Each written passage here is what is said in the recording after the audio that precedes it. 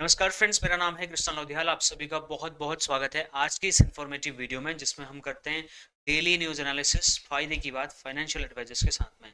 यहाँ पर कोई ना कोई ब्रेकिंग न्यूज़ मैं आपके लिए लेके आता हूँ, जिसमें मेरा उद्देश्य होता है किसी न किसी इंश्योरेंस या इन्वेस्टमेंट इंडस्ट्री में अगर कुछ हो रहा है तो उसके बारे में आपको जागरूकता दी जाए। अभी इंडिया में जो बीमा का बाजार है उसमें बहुत बड़े बड़े बदलाव प्रपोज्ड है। अभी आप देखेंगे बहुत बड़े बड़े चेंजेस आपकी इंश्योरेंस कंपनी कर रही है। आप ऐसा भी समझ सकते हैं कि 50% इंश्योरेंस एजेंट मार्केट से गायब भी हो सकते हैं। जी हाँ, बिल्कुल हाँ। 50% से ज़्यादा इंश्योरेंस एजेंट मार्केट में गायब हो सकते हैं। गायब वो हो सकते हैं जो कि अपने को इन नियमों के हिसाब से ढालने के लिए रेडी नहीं है, जो नई टेक्नोलॉजी को समझने के लिए तैयार नहीं है, जो नई एडवांस ट्रेनिंग लेने के लिए उसकी इम्पोर्टेंस को नहीं समझ पा रहे हैं। इसीलिए हमारे चैनल पे आपको सब्सक्राइब करके आप 365 डेज, साल में पूरे दिन, हर दिन आप फ्री में ट्रेनिंग ले सकते हैं। इसके लिए हमारे चैनल को अभी के अभी सब्सक्राइब करके बेल आइकन प्रेस करिए। आज से ही आपको 4-5 काम क्या करने पड़ेंगे मैं बताऊंगा। ये वीडियो बहुत इंपॉर्टेंट होने वाली है। इस वीडियो को प्लीज़ ज़्यादा से ज़्यादा लोगों को शेयर करिए। कल मैंने एक वीडियो बनाया था कि इंश्योरेंस कंपनी ने आपका कमीशन कम क्यों किया। इसके पीछे की रीज़न क्या है, ये मैं आपको कल बता चुका हूँ। अगर आपने वो वीडियो नहीं देखा तो जाके देखिए। ये 58 कोर्सेज हैं जो आपको हम फ्री ऑफ कॉस्ट डिलीवर कर रहे हैं अपने लाइव सेशंस के माध्यम से। अब ध्यान से देखिए इस चीज़ को।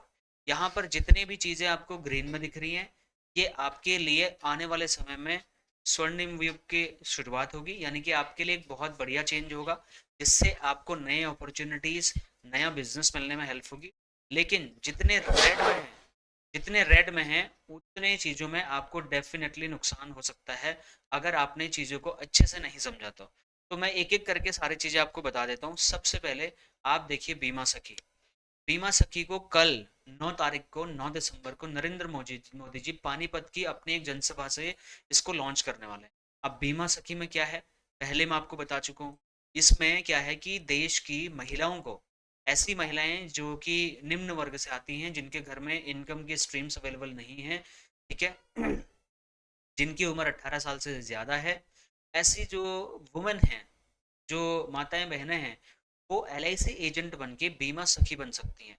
इसमें उनको फ़ायदा ये होने वाला है कि एवरी ईयर उनको 84,000 रुपये, मतलब पहले साल में 7,000 रुपये पर मंथ की सैलरी, मात्र 2 पॉलिसी हर महीने अगर वो करती हैं तो मिलेगी।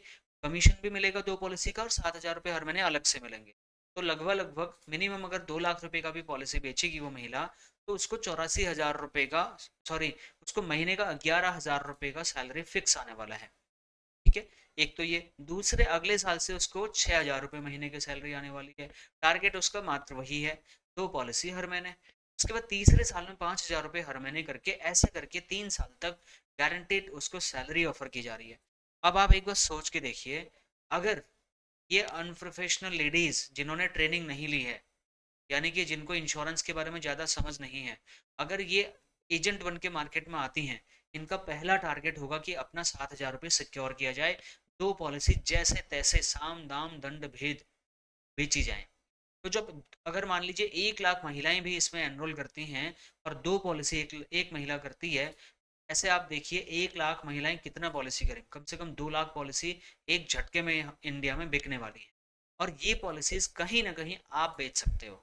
देखिए, मैं इनके खिलाफ नहीं हूँ, लेकिन ये क्या होगा जब ये मार्केट में नई एजेंट्स आएंगी, इनको ट्रेनिंग लेने की जरूरत पड़ेगी। अब इसमें से 90% लोग ट्रेनिंग नहीं ले रहे हैं, जिसकी वजह से वो गलत पॉलिसी बेचेंगी। और गलत पॉलिसी बेचेंगी तो मार्केट में LIC का भी नाम खराब होगा, क्योंकि वो अपने कमीशन के लिए काम कर रही होंगी। कई लोग तो यहाँ पे अपनी सैलरी सिक्योर करने के लिए, कई बार तो पारिवारिक अपने संबंधों में पॉलिसी बेचने की कोशिश करेंगे। तो एक तरीके से आपके लिए कंपटीशन बढ़ने वाला है, क्योंकि एक झटके में 1 लाख, 2 लाख, 5 लाख लेडीज इस इंश्योरेंस एजेंसी के बिजनेस को ज्वाइन करने वाली हैं। तो आपके लिए टारगेट जो है वो बड़ा होने वाला है। मतलब आपको जो कंपटीशन हो है, बड़े लेवल का कंपटीशन आने वाला है, आपको इसकी तैयारी करनी पड़ेगी। ठीक है। दूसरा, इंश्योरेंस फॉर एवरीवन बाय 2047। एक बहुत ही बड़ा चेंज है जो कि गवर्नमेंट इसके लिए काम कर रही है। गवर्नमेंट ये कह रही है कि भैया हम बहुत सारे अवेयरनेस कैंपेन्स चला रहे हैं। ठीक है, और ये बात सही भी है। आज की डेट में जितना गवर्नमेंट ने, जैसे बीमा, जीवन बीमा सही है, लाइफ इंश्योरेंस सबसे पहले ऐसा कुछ कैंपेन चलाया था। इसके अलावा LIC के होर्डिंग्स, इंश्योरेंस कंपनीज के होर्डिंग्स, रेडियो पे, टेलीविजन पे आपको बहुत सारा बीमा के बारे में आजकल जानने को मिल रहा है। तो ये इसलिए हो रहा है ताकि हर किसी को नॉलेज हो और वो 2047 तक इंश्योरेंस करा ले। उसके बाद गवर्नमेंट प्रधानमंत्री जीवन बीमा योजना, प्रधानमंत्री सुरक्षा बीमा योजना, ऐसे बहुत सारे इनिशिएटिव ले रही है जहाँ पे अंडर प्रिविलेज को इंश्योरेंस फैसिलिटीज से जोड़ा जा रहा है। लेकिन बावजूद इसके कई सारी चीज़ों में लूपहोल्स भी हैं, वो हम बात बाद में करेंगे। इंक्रीज्ड डिजिटल पेनिट्रेशन, जैसे जैसे डिजिटल पेनिट्रेशन बढ़ रहा है, लोगों के हाथों में मोबाइल फ़ोन आ रहे हैं, इंटरनेट की कनेक्टिविटी आ रही है, वैसे ही इंश्योरेंस का पेनिट्रेशन भी बढ़ रहा है। इंश्योरेंस का पेनिट्रेशन जो है, इंश्योरेंस की जो उपलब्धता है वो बहुत ही मतलब कम लोगों के पास में है, उसको बढ़ाने की कोशिश हो रही है। इसमें ये डिजिटल इनोवेशन बहुत बड़ी मदद कर सकता है। इसीलिए मैं आपको बोल रहा हूँ सारे के सारे सोशल मीडिया अकाउंट्स में अपना प्रोफाइल बना के आप वीडियोस पोस्ट करना शुरू करिए। फाइनेंशियल इंक्लूजन ड्राइव, आज की डेट में बहुत सारा फाइनेंशियली कई सारे सेमिनार वर्कशॉप्स हो रहे हैं जहाँ पे लोगों को फाइनेंस के पर्सनल फाइनेंस की नॉलेज दी जा रही है, जिससे कहीं ना कहीं वो इंश्योरेंस परचेज करने के लिए मोटिवेट भी हो रहे हैं। उसके बाद में अफोर्डेबिलिटी, अफोर्डेबिलिटी आज की डेट में भी चैलेंज है, क्योंकि इंडियन इंश्योरेंस कस्टमर्स को लगता है कि पॉलिसी ज़्यादा ही महंगी है, लेकिन बाहर के कस्टमर्स को इंडिया की पॉलिसी का प्रीमियम कम लगता है। इसलिए होने को सही बात है, वहाँ पे पैसा वो ज़्यादा है उनके पास, उनको अच्छा लगता है। लेकिन यहाँ के लोगों की सैलरी बहुत कम है, इनकम उतना अच्छा नहीं है कई लोगों का, तो इस वजह से भी ये दिक्कत आ सकती है। लेकिन आपके लिए जानना ज़रूरी ये है कि यहाँ पर 2047 तक इंश्योरेंस हर किसी के घर में पहुँचना इतना भी आसान नहीं होगा जितना आसान आपके ब्रांच वाले आपको बता रहे हैं। ठीक है। उसके बाद इंश्योरेंस की लिटरेसी बहुत तेज़ी से बढ़ रही है। जितना ज़्यादा लोग अवेयर होंगे, आपके ऊपर प्रश्न चिन्ह खड़ा होगा। आप जो पॉलिसी बताएंगे उसमें क्रॉस क्वेश्चंस होंगे। अब एक सस्टेनेबल बिजनेस मॉडल खड़ा करने के लिए आपको डिटेल में एनालिसिस करने की जरूरत है। पहले की तरह नहीं होगा कि कोई भी एजेंट आया मार्केट में और किसी को भी कुछ भी बोला और लोगों ने पॉलिसियाँ लेना, ऐसा नहीं होगा। तीसरा है sir FDI 100%, foreign direct investment, यानी कि प्रत्यक्ष विदेशी निवेश। अभी तक का सिचुएशन कैसा है कि मान लो कोई कंपनी भारत में आना चाहती है तो भारत की किसी कंपनी के साथ टाई अप करेगी और मैक्सिमम 74% तक की हिस्सेदारी वो है, बाकी की 26% हिस्सेदारी इंडिया की किसी इंश्योरेंस कंपनी को लेनी पड़ती है। अब ये सिस्टम हट भी सकता है। अगर ये सिस्टम हट गया तो इसका मतलब इसका मेन गोल यही है कि टेक्नोलॉजी इनबिल्ड की जाए, प्रोडक्ट इनोवेशन किया जाए, सर्विस को अच्छा किया जाए। लेकिन इसके लिए कुछ ना इसके इम्प्लीकेशंस भी होंगे। सबसे बड़ा तो जो है वो निवेश बढ़ेगा। फॉरेन डायरेक्ट इन्वेस्टमेंट भारत में आएगा तो रोजगार की अच्छे अच्छे उपलब्धियां आपको देखने को मिलेंगी। बहुत सारे एम्प्लॉयमेंट अपॉर्चुनिटीज, इंश्योरेंस कंपनीज लोगों को हायरिंग करेंगी, एक तो फायदा।